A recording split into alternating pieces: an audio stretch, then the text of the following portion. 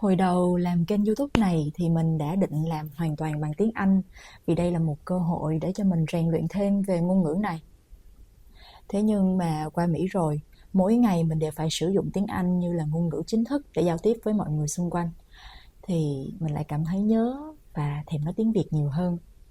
Vậy nên từ video này, mình sẽ thường xuyên kể các trải nghiệm của mình ở Mỹ bằng tiếng Việt nha.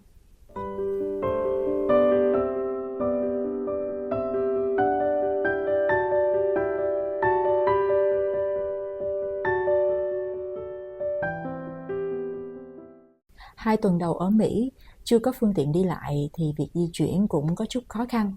Nhưng mà không có xe thì mình vẫn còn đôi chân mà. Cũng may mắn là tụi mình chọn căn hộ ở gần siêu thị, nên việc đi lại mua thức ăn cho những ngày đầu cũng khá là dễ dàng. Đây là khung cảnh xung quanh căn hộ mình ở nè. Có một cái hồ nước xinh xinh mà ngày nào mình cũng thấy một đàn vịt tự do bơi lội. Còn có rất là nhiều cây xanh với nhiều sóc nữa, con nào cũng cưng hết sức. Còn đây là chú mèo nhà ai đi lạc hay là mèo hoang mình cũng không biết nữa. Nhưng mà nó rất là biết nịnh người. Thấy tụi mình là chạy lại kêu meo meo, như thể đã quen từ lâu lắm rồi ấy.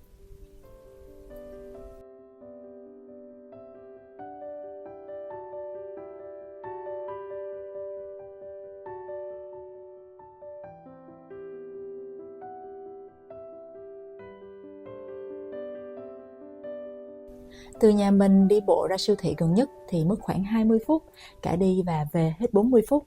Tụi mình xem đây như là một buổi tập thể dục để có thể ra mồ hôi và khỏe mạnh hơn. Mấy hôm đầu còn lơ ngơ tay xách nách mang, chứ vài hôm sau khi thấy người ta có một chiếc xe kéo thì tụi mình cũng tậu ngay một cái. Do đó, việc mang vác thực phẩm khi đi bộ có vẻ dễ dàng hơn rất là nhiều rồi. Khu mình ở thì hầu hết là các căn hộ, nên hết giờ làm việc thì người ta lái xe về nhà, ai ở nhà nấy, ít thấy người ta đi ra đường lắm. Nên nhìn chung, nếu không phải giờ cao điểm thì cũng ít xe qua lại. Còn mấy lần mà mình đi ra khu trung tâm và các khu công viên vào buổi sáng hoặc là buổi chiều thì có nhiều người tập thể dục hơn, nhưng mà không khí thì không có tưng bừng với đủ các thể loại nhạc để nhảy, để khiêu vũ hay là nhạc aerobic như trong công viên đô thị riêng gần nhà mình ở Việt Nam. Đây là siêu thị Kroger, mình vẫn quen gọi là siêu thị, chứ bên này người ta hay gọi là chợ, như là chợ Mỹ, chợ Việt Nam, chợ Hồng Kông. Cái Kroger này to như là mấy cái siêu thị của ốc Extra ở Việt Nam mình đó. Bữa này là tụi mình đi mua sắm vài vật dụng linh tinh trong nhà. Mà mua mấy cái này xót tiền lắm nha. Vì với mình thấy nó đắt lắm. Như cái cây lâu nhà này mà mười mấy đồng lần nè. Tụi mình đã tự nhủ với nhau là đừng so sánh giá với Việt Nam. Nhưng thiệt sự là khi chưa làm ra tiền ở Mỹ, vẫn đang dùng tiền mang từ Việt Nam sang, thì việc quy đổi so sánh là điều không tránh khỏi rồi.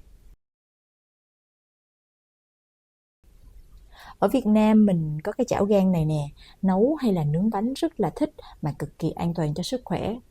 Chỉ cực đúng một điểm là mình phải tô dầu nó thường xuyên để tạo một lớp chống chín tự nhiên. Mà cái chảo này nó nặng quá nên lúc mình đi sang Mỹ mình đã không cầm theo. Cái này là hàng của Mỹ nên lúc mình mua ở Việt Nam thì giá đắt hơn ở đây. Vậy thì tính ra cũng tùy mặt hàng, có cái thì có giá rẻ hơn, còn có cái lại đắt hơn khi mua bên Việt Nam mình.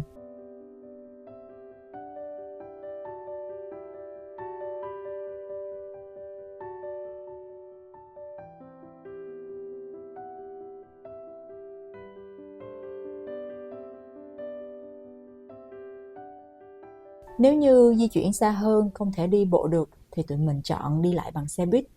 Hệ thống xe buýt bên khu mình ở thì cũng khá hiện đại. Trước khu mình thì có trạm nên chỉ cần chờ trước cổng chung cư theo giờ dự báo xe tới trên app là được. Bạn có thể mua vé lượt, vé ngày hoặc là vé tháng.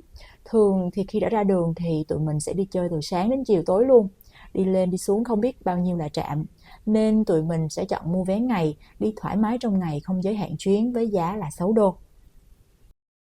Hồi mới đi bus lần đầu, tụi mình cũng ngố lắm. Cứ mày mò tìm cái nút màu đỏ tròn tròn để bấm stop cho tài xế biết là tụi mình xin dừng trạm kế tiếp. Mà tìm hoài không thấy đâu hết.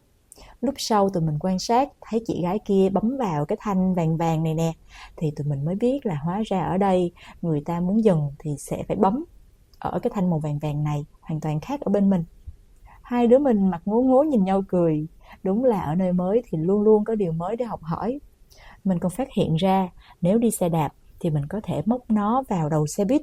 Họ có thiết kế riêng để được 2-3 chiếc xe đạp cùng lúc ở phía đầu của xe buýt nè. Tính ra như vậy cũng tiện lợi nhỉ. Ngoài đi bus thì mình còn đi tàu điện. Nó cũng thuộc hệ thống phương tiện công cộng gọi là DART, rất là mạnh ở Dallas. Mà mỗi lần tàu điện đến hoặc là rời đi thì đều có tiếng chuông, y hệt như là cái tiếng chuông mà bác bán cà rem ở quê mình hay lắc lắc vậy đó. Nghe rất là thân thuộc.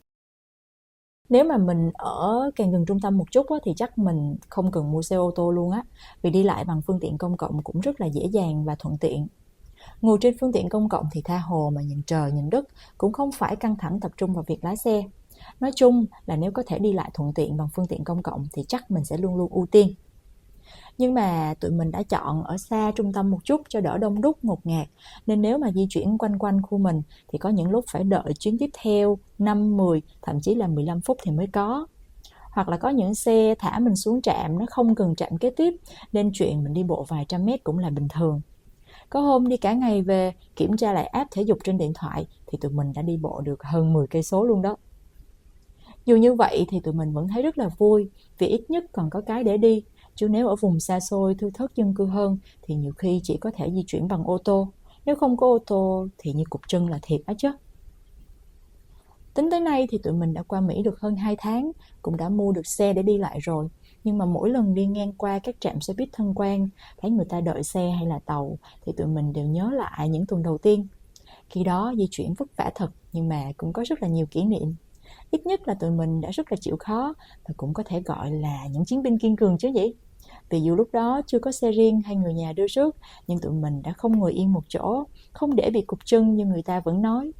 Nhờ chịu khó, đu xe buýt trong một thời gian đầu mà sau này khi có xe, tụi mình cũng tự tin chạy hơn vì đã biết rõ đường xá. Chị chồng mình thời gian đó cứ lo hai đứa ở nhà buồn nên hay gọi điện thoại thì lúc nào cũng nghe thấy là tụi mình đang lông nhông ở ngoài đường. Tụi mình đã suy nghĩ là nhưng lúc thời tiết mùa thu còn mát mẻ, lại rảnh rỗi chưa có gì làm nên ra ngoài khám phá, chứ lỡ mai mốt lại bận rộn vùi đầu vào công việc thì không có thời gian để đi. Và nhất là bây giờ nè, thời tiết đang vào mùa đông, nếu có cho tiền thì tụi mình cũng không dám lông nhông ngoài đường đâu vì lạnh lắm. Cảm ơn bạn hôm nay đã lắng nghe trải nghiệm của mình ở Mỹ và hẹn gặp bạn trong video tới. Mình sẽ kể các bạn nghe điều mình sợ nhất khi sang Mỹ và cách mình vượt qua nó nha.